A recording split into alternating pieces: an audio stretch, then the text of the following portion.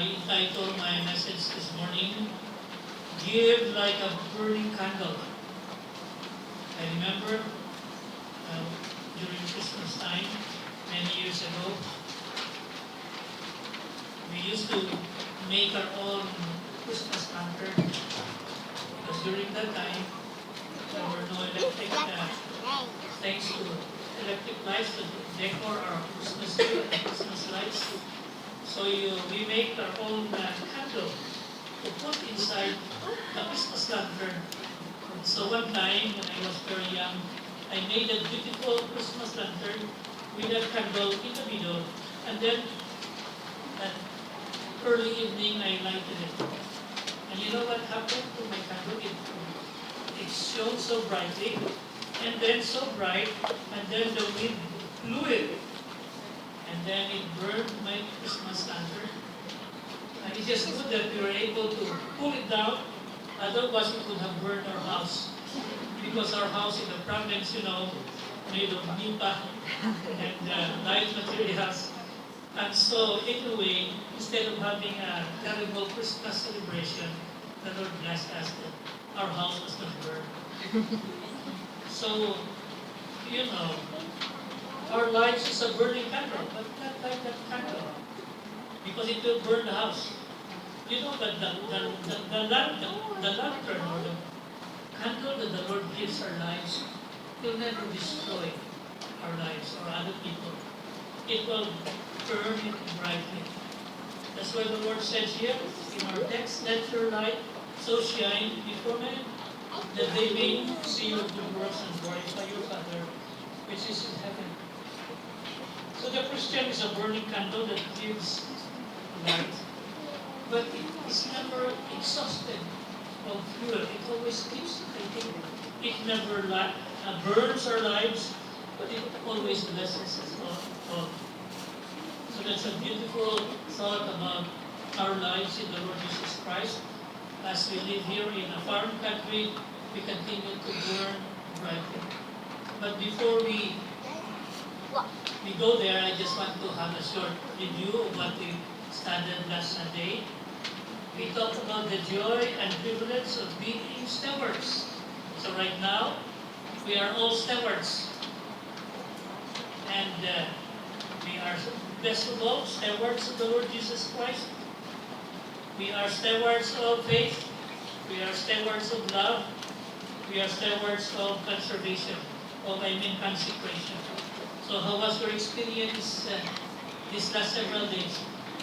Have you practiced what the Lord said? You give joy and love as a steward of the Lord Jesus Christ.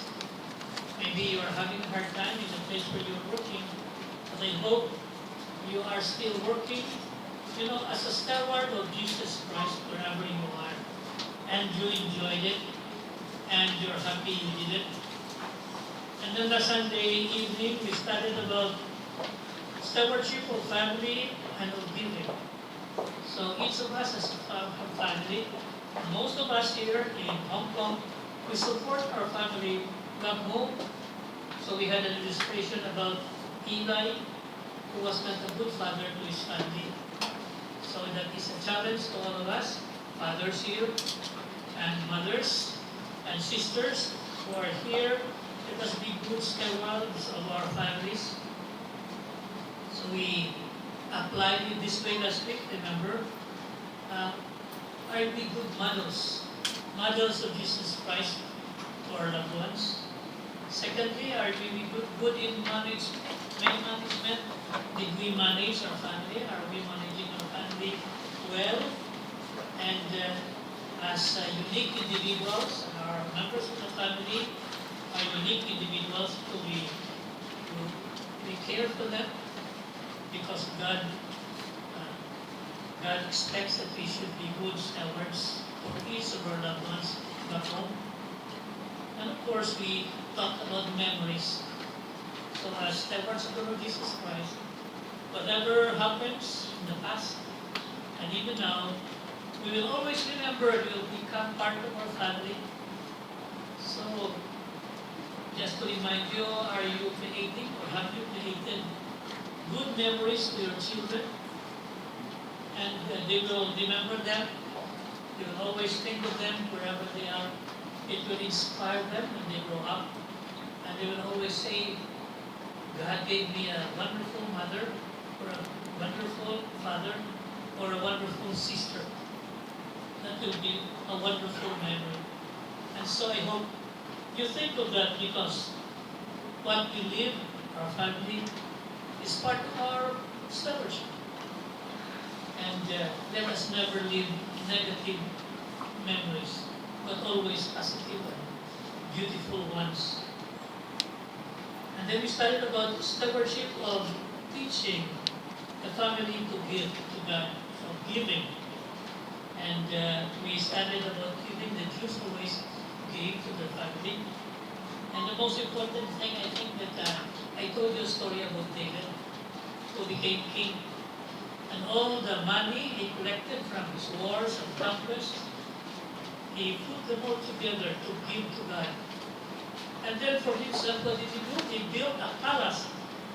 Not because of the gold and the silver he won from other nations. He built a palace of cedar wood. But all the gold and the silver and the precious stones, he reserved them to build the temple of the house of God in Jerusalem.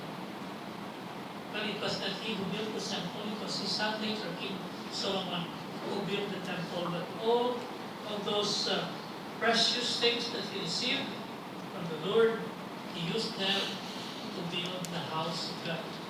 So today we are stewards, not only building our own house, beautiful house in the Philippines. Maybe you have already rebuilt your house, modern house today, where you live. When you go back home, you will be happy to join your family to live in the new house.